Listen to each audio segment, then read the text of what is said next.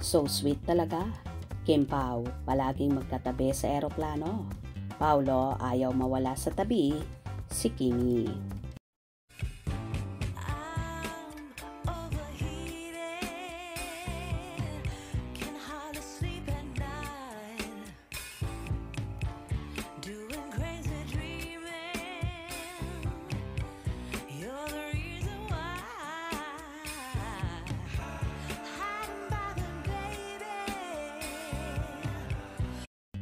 Kasalukuyan ngang nasa Dubai ang magka-love team at napapabalitang magkasintahan na ang mga bida sa movie na My Love Will Make You Disappear na sina Kim Chiu at Paolo Avellino. Umattend nga ang Kim Pao sa black screening sa Real Cinema sa Dubai. Nagbahagi si Chinita Princess ng ilang ganap bago sila tumulak papuntang Dubai at ilang ganap na rin sa nasabing lugar kung saan kuhang-kuha sa video niyang ipinoste na magkatabi sila ni Paolo sa eroplano, na palagi naman na ganito ang senaryo ng Kim Pao. Tila ayaw ngang mawala sa tabi ng aktor ang kanyang prinsesa at bantay na bantay kahit sa eroplano. Talagang palagi siyang nakatutok sa dalaga.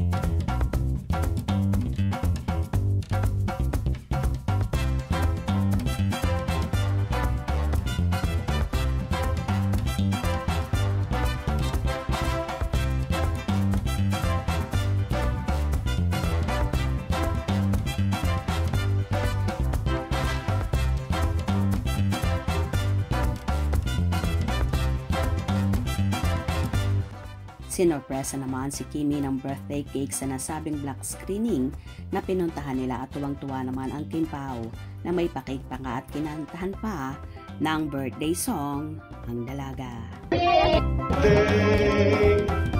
Happy birthday to you. Wish Kim and Paolo, they're now doing together.